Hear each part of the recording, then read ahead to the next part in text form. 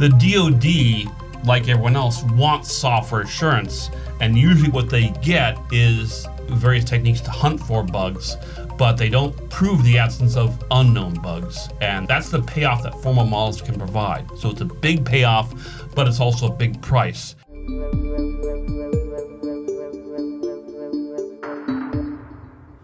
A critical security vulnerability has been discovered in Redis Server that allows authenticated attackers to achieve remote code execution through the use after free flaw in Lua scripting engine. The vulnerability CVE 2025-49844 poses a significant risk to organizations relying on Redis in a memory-safe data storage. In today's podcast, we will discuss recent updates to the pointer ownership model to address this and other types of temporal memory-safe vulnerabilities. Welcome to the podcast series. My name is Tim Chick, and I am the technical manager of the Applied Systems Group within the CERT division. Today, joining me is Dave Svoboda, who is a senior software engineer, and Lori Flynn, who is a senior research engineer. And thank you both for joining us. Thanks, Tim. Good to be here. So, great to be here. For those who are new to the podcast series, we always start off with kind of, what have you been working on? What's interesting, a little bit of background, and then what really brought you here to the SCI to begin with, right? So Lori, why don't we start with you? Sure. I am interested in researching novel ways to automate software security and functionality. And so here at the SCI and previously, I have focused on areas that involve static analysis and AI or LLMs and machine learning, and malware analysis and cybersecurity. Great. So the research brought you here? Some other reason brought you to Pittsburgh or the SCI? The research brought me here. Yes. All right. Dave, how about you? Well, Tim, I've actually been a professional programmer for several decades. I did most of my initial work with C, and I discovered that C has some security problems. I didn't really worry about them so much until I joined the SCI and discovered secure coding. And secure coding had a major effect on me when I realized that buffer overflows are a real problem, and it's really actually not that difficult to take over a program that has problems like buffer overflow or temporal memory safety problems. And I've been teaching secure coding for a while since then, and many students have the same epiphany. It's a lot like discovering that you've been a sinner all your life, and the best you can do is go and sin no more. And so I've been focusing on trying to improve software security and make software more secure and make people less sinful. That's a great analogy. So we're going to talk about the pointer ownership model, which isn't a new concept, but we have some updates, and LLM, the new technology, has really enabled some of that, and we'll talk about that. Give us a little bit of the background about the concept. All right. So pointer ownership models is an example of a model of either a formal or informal model. Formal models have been an aspect of programming and computer science since I was a student. And I first saw them, I thought they were interesting, but they have two big problems. It's hard to build a model because it's a lot like building a mathematical proof. It's like proving that this program has no bugs. So you have two problems. First of all, how you build the proof, and second of all, how do you confirm that the proof is correct and the program complies with it. Right, and it's just time consuming. It is very most time developers consuming don't want to if you do it this manually. Right. It's just like building a mathematical proof, and I spent a lot of time. I was a math major, so I spent many nights trying to prove something, and these were generally things that were well known and well understood, and they were mathematical exercises, to try to prove something that is unsolved right now. That's even harder.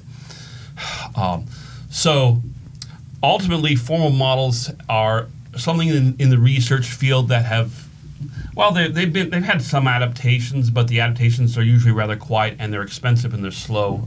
The SEL4 kernel, for instance, has several formal proofs to guarantee its value, and the DoD, like everyone else, wants software assurance, and usually what they get is various testing mechanisms, static analysis, as Lori mentioned, the absence of known bugs, and also various techniques to hunt for bugs, but they don't prove the absence of unknown bugs. And that's the payoff that formal models can provide. So it's a big payoff, but it's also a big price. And our hope is with the updates that the price has gone down and we can automate some of this, and hopefully formal methods can get the light of day. I mean, one other thing I learned about as a research project when I was a student was neural nets.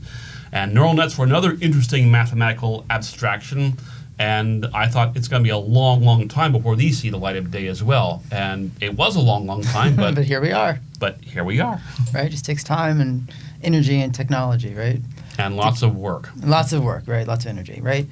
So I mentioned temporal memory, right? And it was kind of the catalyst for this particular model and proof, right? So can you give us a little bit of background about that and explain that? Okay, so memory safety can be divided into two things, temporal and spatial memory safety. And what people are usually dealing with is spatial memory safety.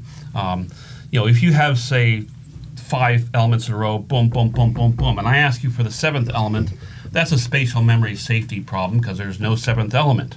And most computers today will just simply give you whatever is in that memory, whether it's a real element or not.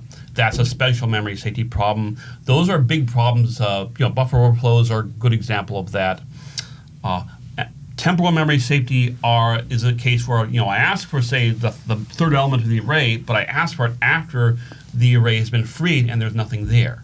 And that's, again, a problem. It's an example of undefined behavior in the C standard, because the C standard says, if you ask for an object whose life has ended, the behavior is undefined, and that's their way of kind of washing their hands, saying, we make no prediction of what your computer is going to do. It could play the game of life. It could publish your root password to the internet, because basically whatever's in that space of memory is what is going to give you. Exactly. Right? Assuming it does and doesn't crash and throw an error or something. If you're lucky, what's in that space is going to give you. If you're not so lucky, the compiler might say, this is a can't happen condition. I'm just going to do something else. It might stop running. Again, the system is allowed to do anything when you have undefined behavior, and that includes temporal memory safety issues such as use after free. Okay. Well, thank you. So Lori, in the pointer model, there's a concept of the design of a new temporal safety model with C and its implementation to enforce it. Can you tell us about those updates? Sure, yeah. So the major changes are that we've added more automation. So now we've incorporated use of LLMs and SAT solvers to automate what developers needed to do by hand before. So we use LLMs to create per program models, or P models, which previously needed to be done by hand, and the developer would have to understand the POM constructs in detail and translate their code into that. And it was time-consuming before, but now with the use of LLMs, such as we're using GPT with our scripts right now, but LLMs include Gemini, GPT, Claude, and Llama, for instance. By incorporating those, we automate that process. And after a per program model is created, POM needs verification. And previously, that was done through static analysis, which, depending on if it was coded quite right, there could be some failures. Now we use a SAT solver. SAT solvers are, now we use a SAT solver to verify the P models are correct. And what comes out of the SAT solver is SAT or unsat, whether it's satisfiable or unsatisfiable. So I can back up a little bit and talk about what a SAT solver does generally. So a SAT solver takes as input a Boolean formula, and it tests to see, and the Boolean formula can have any number of clauses, where there are Boolean values, true or false, or variables that have Boolean values that are conjunctions that are ands, and clauses, and or clauses. The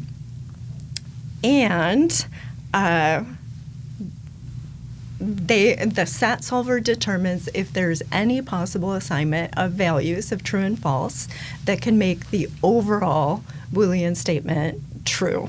If so, it outputs SAT. It's satisfiable. If not, there's a problem with, in our case, the P models. The per program model. Yeah. So if an unsat is output by the POM SAT solver, then POM outputs some helpful kind of pointers that help the developer to modify either their P models or their code, or both. So I get this right, so, which was actually kind of one of my questions, like, so LLMs are great, but sometimes they hallucinate and stuff, right? And so the SAT model is what you're using to validate both the LLM's output, whether it maybe made a mistake, as well as the developer's code. Absolutely. Okay. Yes. And since LLMs sometimes do hallucinate, sometimes those P models may be wrong, and also developers sometimes make mistakes. Right. You can either side of the equation, but Yeah. the SAT solver is helping to identify which side, that there is an issue, and then obviously an engineer or developer has to figure out which side of that equation it is, right? Yeah, and initially just kind of the raw output of the SAT solver that we're using, it would just provide a bunch of clauses and the steps that it took that led to the unsat result.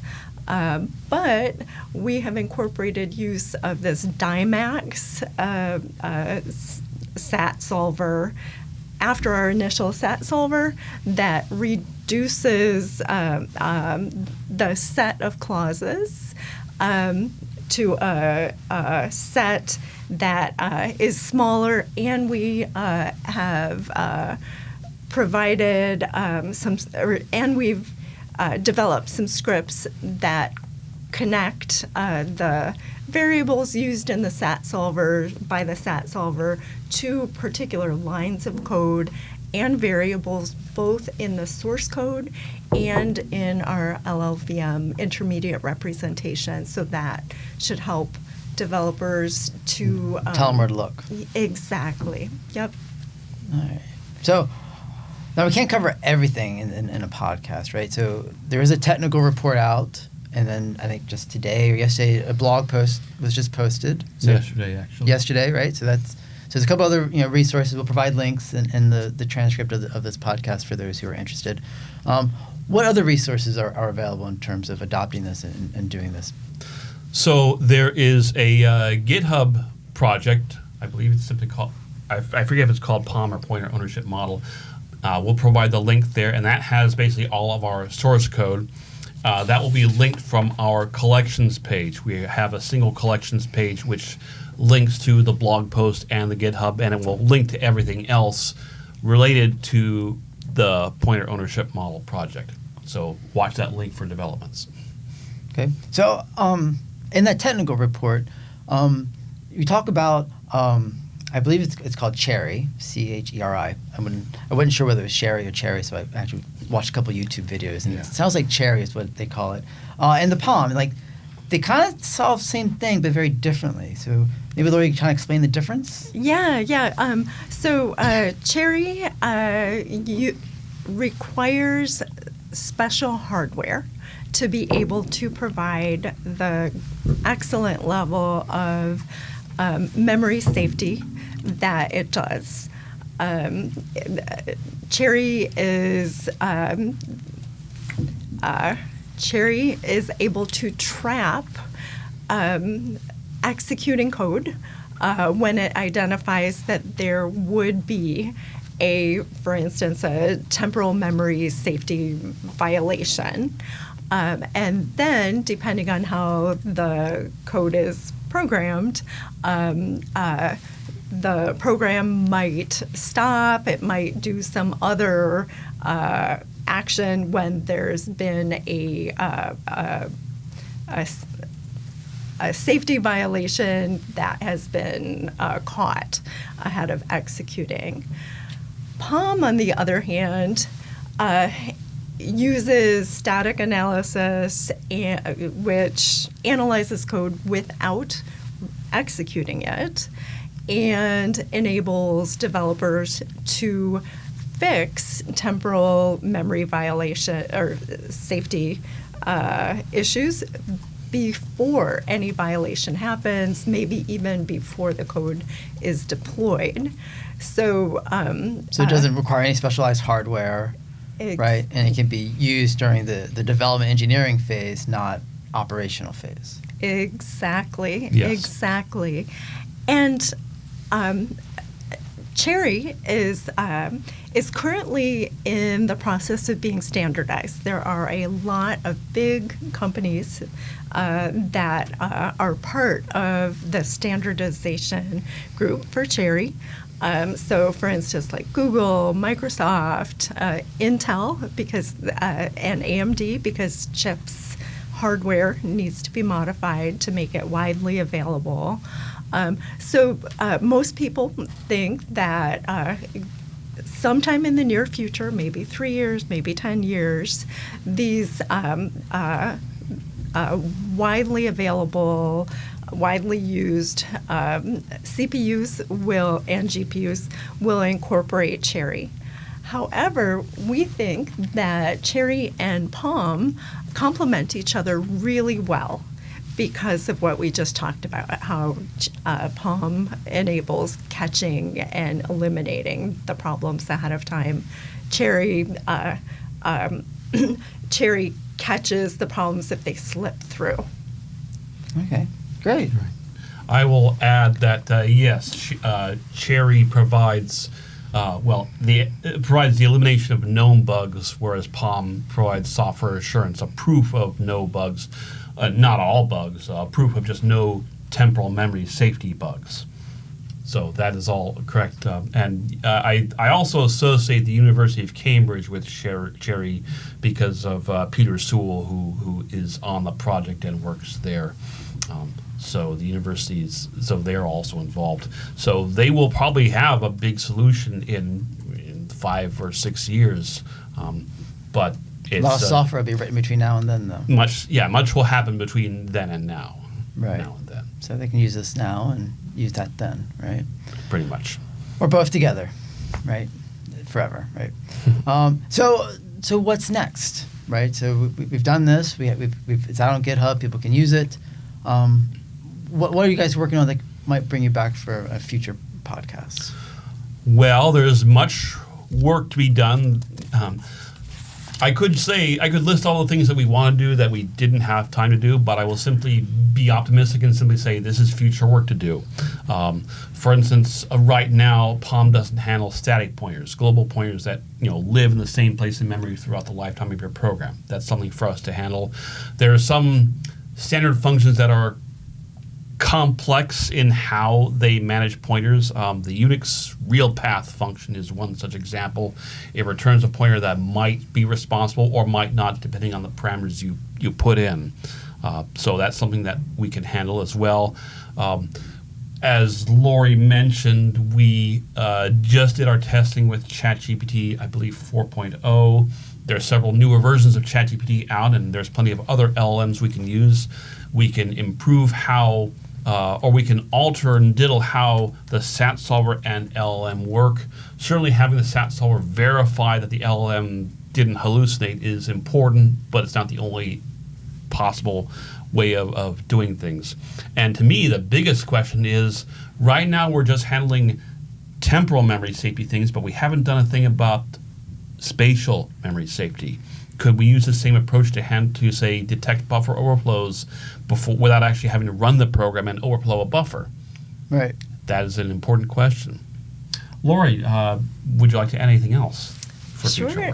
We are currently working on a research paper, and just a teeny preview, just as of yesterday, I calculated the results from that Jeffrey got from his latest testing, and the 95% of the Juliet Test Suite's temporal memory safety tests were identified correctly as good or bad, with 0% false negatives. So, like, pretty exciting results. Because false negatives kind of just eats everyone's time and their lunch and everything else. Yeah. Right. False negatives are, where you don't have a warning about a very real bug, and so they're very scary. They kill software assurance. Yeah. So that is forthcoming soon.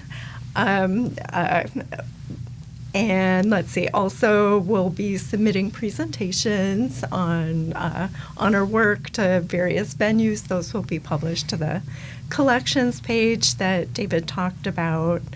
Our current project funding ends this very month, but we're very interested in doing more to build on the POM work. So we're hoping that may happen in the future. Also, now that our team has this experience using LLMs and SAT solvers and models, we're very interested in possibly applying those skills to other interesting software security and software functionality topics. It's time for formal models to have their day in the sun alongside LLMs. Okay. So then, Lori, just totally different topic. So you actually have another blog coming out soon. Oh, yes. What's that? Yeah. What's that going to be about? Let's see. Lindsay Hughes, who's leading the other project that the blog is about, and I are talking about the use of software quality attributes and an architectural trade-offs analysis method that was developed at the SCI decades ago. We're talking about how we're using those methods along with modern DevSecOps and a tool developed in our project, Silent Sentinel. We're using all of those together to try to enable software developers and stakeholders to better set and meet requirements and stakeholder quality priorities. Right, because not every requirement is a functional requirement, right? Sometimes it has to be secure. You talk about assurance cases, right? Which is basically, it only does what it's supposed to do and nothing else, right? It's ultimately what we want as a developer, right? And everything that we do. So quality attributes is quite interesting. I look forward to that as well. So thank you for taking time to join us, this podcast. Look forward to future podcasts. Look forward to your up-and-coming blog as well. For our audience, we will include links to transcripts and the resources mentioned during this podcast, as well as the blog. Finally, as a reminder to our audience that our podcasts are available on SoundCloud, Apple Podcasts, and Spotify, as well as the SCI's YouTube channel. If you like what you heard, please give us a thumbs up. Thank you for joining us.